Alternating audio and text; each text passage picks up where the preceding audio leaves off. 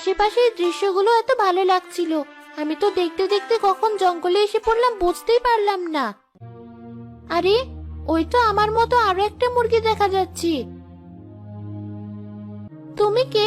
একদম আমার মতো দেখতে। তুমি কোথা থেকে এসেছো? তুই তুই কি তাহলে আমার হারিয়ে যাওয়া সন্তান? মানে, আমি তোমার হারিয়ে যাওয়া সন্তান হই কিভাবে?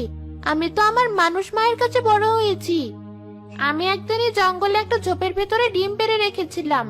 টিয়া পাখির কাছে শুনেছিলাম কোন এক কাঠুরে আমার সেই ডিমটা নিয়ে গেছে।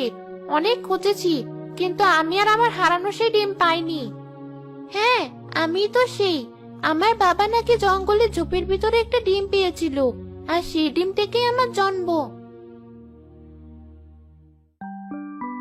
আমার বাচ্চা, কত খুঁজেছি তোকে, কিন্তু তোকে আর আমার সাথে ফিরে যেতে হবে না।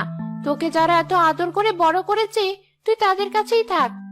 হ্যাঁ মা, আমি আমার মায়ের সাথে বেইমানি করতে পারবো না। আমি আমার মায়ের কাছেই ফিরে যাব। শোন, তোর ভেতরে একটা শক্তি আছে, তুই হয়তো জানিস না। তোর সেই শক্তি দিয়ে যখন ইচ্ছা তুই গরিব দুঃখী মানুষদের সাহায্য করতে পারবি। কি সেই শক্তি মা? তুই তোর ইচ্ছা মতো যখন খুশি সোনার ডিম দিতে পারবি। এবার তুই আসতে পারিস। তোর মা বাবার সব স্বপ্ন তুই পূরণ করিস।